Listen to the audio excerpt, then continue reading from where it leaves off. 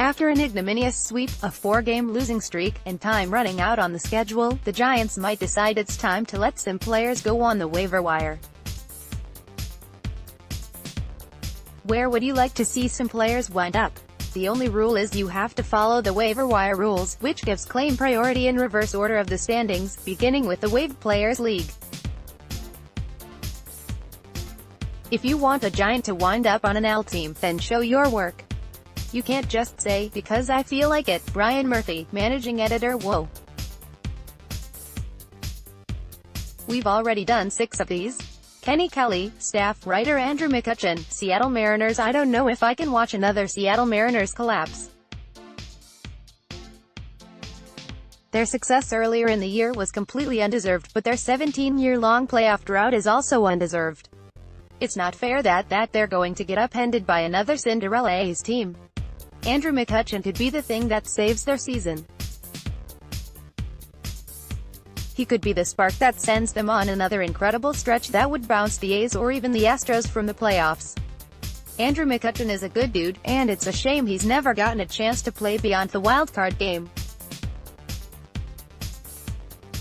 Taking the Mariners on an improbable playoff run would be wonderful for both Seattle and McCutchen. It's a bit of a long shot for McCutchen to make it all the way to the Mariners, because all the National League teams would have to pass on McCutchen, and the Phillies, Pirates, and Cardinals could all use outfield help, but maybe they all play their way out of playoff contention before the deadline. Sammy Higgins, deputy editor. Nobody, nowhere. I honestly can't think of anything that wouldn't make me feel dead inside. This is why I could never run a baseball team. I'm far too sentimental.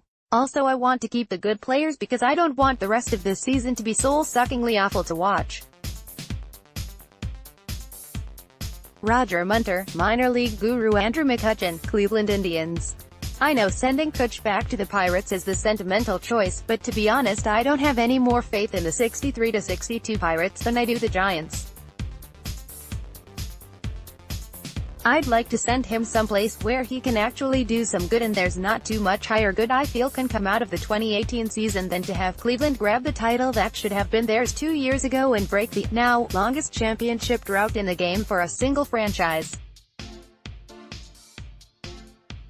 Cleveland has 2 MVP-caliber seasons anchoring its lineup and a whole lot of hot garbage. They've recently picked up old friend Melky Cabrera to play RF and have the legendary Yandy Diaz anchoring the DH position for them.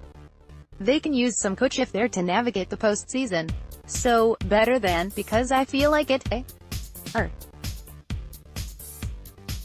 Man, Philadelphia's situation is a mess too, so this is gonna take some, All teams pledged to a gentleman's agreement not to claim Kutch so that he can go to his preferred destination in pursuit of a title.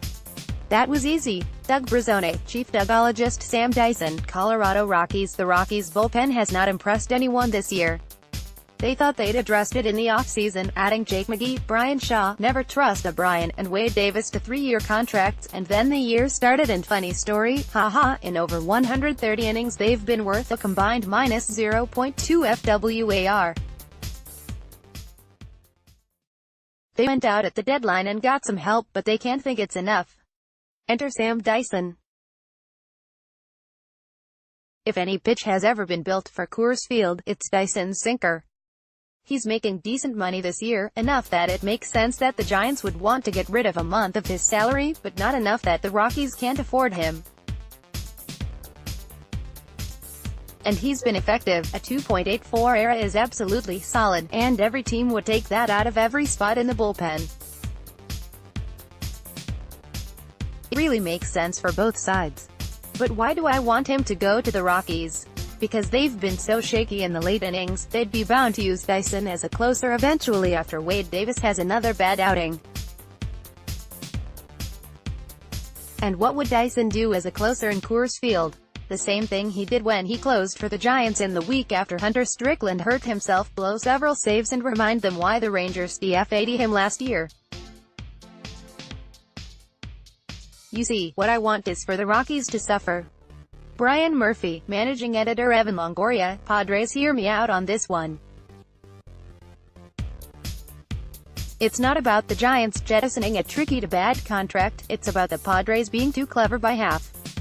I can imagine a scenario where the Padres put in a blocking claim on any player the Giants put on waivers, thinking that they can do something creative or just really be a pain. I would have to think that the Giants would simply give away without getting back another player in trade for the full salaries of Longoria, Melanson, and Sammartino, and out of those three, I could most see the Padres doing something like claim Longoria despite having Christian Villanueva already. I recognize that, in this case I'm putting my need to see the Padres trip over themselves above the comfort and well-being of a Giants player, but I really want to see the Padres trip over themselves with a random waiver claim that surprises us all. But, since I'm also the managing editor, I'll make a second pick because I can. Brandon Belt, Astros. He'd get to the AL because the Astros are the only team out there with the payroll, CBT flexibility, the possible roster need. Yuli Gurriel is 34 and having a bland year, and just like last year when they added Justin Verlander, it'd be the move that makes him as strong as possible heading into the postseason. Plus, it puts Belt closer to home. Brady Klopfer of The Athletic. Derek Holland, Philadelphia Phillies. There's no telling where a pitcher will land on waiver claims, but most playoff teams have their rotations set to the point that Dutch making it to Philly wouldn't be shocking. And once there, the fit just seems right. Holland is silly and playful, a constant reminder that baseball is a child's game. The Phillies are youthful and exuberant, full of energetic, fun-to-watch players. If Holland leaves his buddies in Hunter Pence and Andrew McCutchen, I want him somewhere where baseball is fun, not stuffy. And Philly, like all playoff-bound teams, could benefit from adding another reliable arm to the back of the rotation or the front of the bullpen. Carmen Q. Social media manager Hunter Strickland, St. Louis Cardinals. I'm going to keep this short and sweet. Hunter Strickland is back from the DL. He's ready to go, and while I've seen both facets of the guy, from dominant flamethrower to guy who gives up hella home runs, I do think he could add value to a team like the St. Louis Cardinals. For one, they've had their share of pitcher woes, especially from the right side. Luke Gregerson, or Greg Lukerson, as I like to call him, is on the 60-day DL. The Cards had also picked up Greg Holland this season, but released him in the beginning of August after a horrendous showing with 7.92 ERA. Eek. In short, their bullpen, which is the fourth worst in the National League in ERA, could use some support. Hello, Hunter Strickland. Please say this in John Miller's Hello Kitty voice. Finally, the Cardinals have their BS, play the game the right way thing going, and that's pretty much Hunter Strickland's mo. Him and his new teammates would have a fantastic time discussing the unwritten rules of baseball. And he could help them win. The end.